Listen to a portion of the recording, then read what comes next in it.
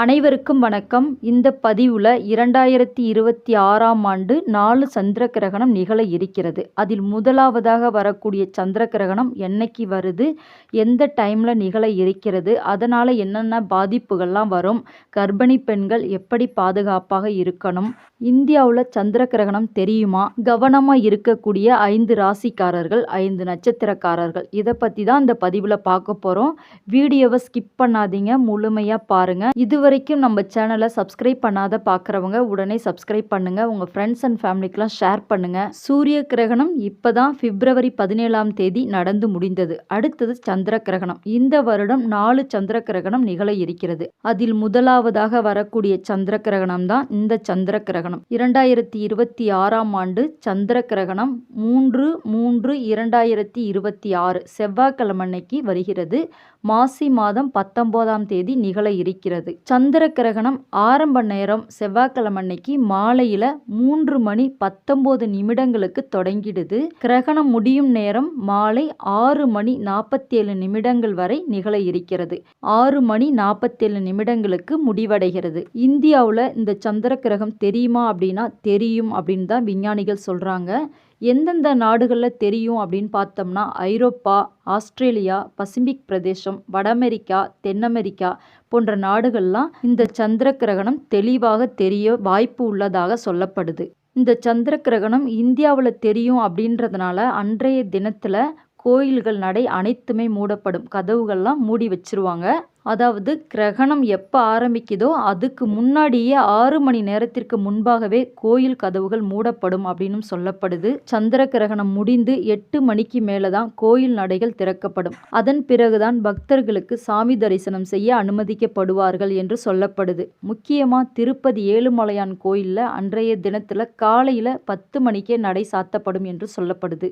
இரவு 8 மணிக்கு தான் கோயில் நடை திறக்கப்படும் அப்படின்னு சொல்லப்படுது. திருப்பதி போகிறதாக பிளான் பண்ணி இருக்கிறவங்க இந்த சந்திர கிரகணம் எப்போ நிகழ இருக்கிறதுன்னு பார்த்துக்கிட்டு அதுக்கு ஏற்ற மாதிரி நீங்கள் பிளான் பண்ணிக்கிறது ரொம்ப நல்லது. இந்த சந்திர கிரகணத்தை சூதகாலம் அப்படின்னு சொல்லப்படுது. அதாவது சூரிய கிரகணம் அல்லது சந்திர கிரகணம் இந்த காலத்திற்கு முன்னதாக வரக்கூடிய நேரத்தை அசுபமாக கருதப்படுது. அதனால இந்த காலத்தை சூதகாலம் அப்படின்னு சொல்லப்படுது. இது கிரகணம் முடியும் வரை நீடிக்கும். இந்த நேரத்தில் மக்கள் நாம் அனைவருமே பொதுவான சில விஷயங்களை நம்ம தவிர்க்கணும். இந்தியாவில் தெரியும் அப்படின்றதுனால இந்த சூத காலம் காலையில் 9:30 மணிக்கு தொடங்கி மாலை 6:46 வரை இருக்கு. அதன் பிறகுதான் முடிவடையுது அப்படின்னு சொல்லப்படுது. சந்திர கிரகணம் நிகழக்கூடிய நேரத்தில் வீட்டில் சமைப்பது, உணவு உண்பது இதெல்லாம் தவிர்க்கணும். கோயில்களில் நடைகள் சாத்தப்படும். சுப நிகழ்ச்சிகள் எதுவுமே அந்த நேரத்தில் தவிர்க்கணும். சந்திர கிரகணம் நிகழும் நேரத்தில் நம் உடலையும் மனதையும் தூய்மையாக வைத்திருக்கணும். அந்த நேரத்தில் பிரார்த்தனை செய்யலாம். குலதெய்வத்தை நினைத்து வீட்டிலேயே அமர்ந்து தியானம் செய்யலாம். குலதெய்வத்தோட மந்திரங்களை சொல்லலாம். அல்லது உங்களுக்கு எந்த தெய்வங்களை பிடிக்குமோ அந்த தெய்வங்களோட மந்திரங்களை உச்சரித்து சொன்னாலே போதும். இந்தியாவில் இந்த சந்திர கிரகணம் தெரியும் அப்படின்னு சொல்லப்படுறதுனால கர்ப்பிணி பெண்கள் ரொம்ப கவனமாக இருக்கணும். வீட்டிலையே இருக்கணும். அவங்களுக்கு தேவையான தண்ணீர், உணவு இது எல்லாமே அவங்க இருக்கக்கூடிய இடத்திலே வச்சுக்கிட்டு அவங்களுக்கு தேவையான போது அதை எடுத்துக்கணும். அந்த நேரத்தில் மனதை அமைதியாக வச்சுக்கணும். இசைகள் கேட்கலாம். அவங்களுக்கு பிடித்த பாடல்களை கேட்டுக்கொண்டே இருக்கலாம்.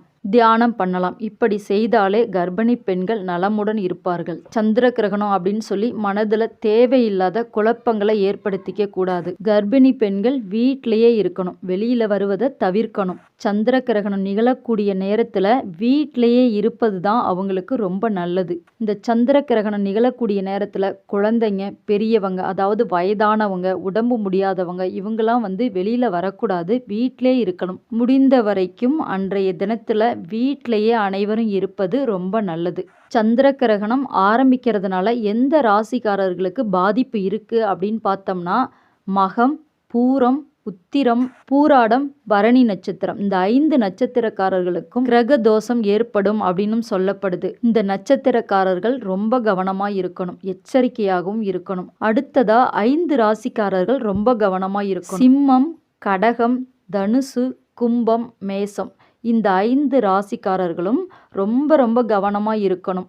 கவனமாக இருந்தாலே போதும், எந்த ஒரு கிரக தோஷமும் நம்மை பாதிக்காது. கிரகணம் அப்படிங்கிறது வருடத்திற்கு வருடம் நிகழக்கூடியது தான். இதை பார்த்து நம்ம பயப்பட தேவையில்ல. நம்ம வீட்டில் இருந்தாலே அந்த தோஷங்கள் எதுவுமே நம்மை நெருங்காது. இந்த 5 நட்சத்திரக்காரர்கள் 5 ராசிக்காரர்கள் பரிகாரமாக என்ன செய்யலாம் அப்படின்னா, சந்திர கிரகணம் முடிந்த பிறகு இரவு 8 மணிக்கு மேலே குளிச்சுட்டு உங்கள் வீட்டுக்கு அருகில் உள்ள விநாயகர் கோயிலுக்கு நல்லெண்ணெய் தீபம் ஒன்று ஏற்றி வைத்து ஒரு கற்பூரம் கொளுத்திட்டு பிள்ளையார 3 முறை வலம் வந்தால் போதும்.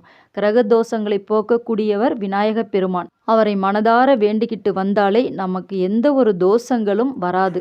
அன்று இரவு கிரகணம் முடிந்து உங்களால் 8 மணிக்கு மேலே போக முடியல அப்படின்னா, உடல்நிலை சரியில்லாமலாம் இருப்பாங்க, அந்த நேரத்தில் குளிக்க முடியாது.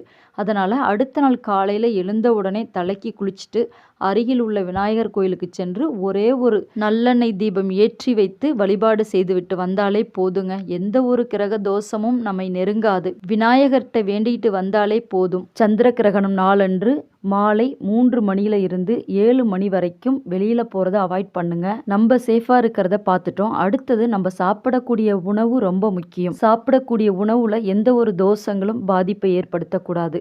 நம் முன்னோர்கள் காலங்காலமாக செஞ்ச விஷயத்தை பற்றி தான் இப்போ சொல்ல போகிறேன்.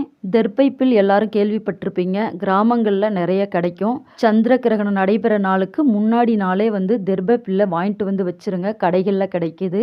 கிராமங்களில் இருந்தீங்கன்னா வயல்களில் இருக்கும். அதை பறிச்சுட்டு கொஞ்சமாக வச்சுருந்தாலே போதும். சந்திர கிரகணம் நிகழக்கூடிய நேரத்தில், அதாவது செவ்வாய்க்கிழமை அன்னைக்கு மதியத்துக்கு மேலே 3 மணி அளவில் தெர்பைப்பில்லை ஒரு விரல் அளவு உடச்சி தண்ணி பானையில் அரிசி வைக்கக்கூடிய பாத்திரத்தில் மாவுலாம் ஆட்டி வச்சுருப்போம். இட்லி மாவு வச்சுருக்கக்கூடிய பாத்திரத்தில் பருப்பு வச்சுருக்கக்கூடிய டப்பாக்கள்லாம் கொஞ்சம் கொஞ்சமாக உடச்சி போட்டாலே போதும். விரல் அளவு உடச்சி போட்டாலே போதும்.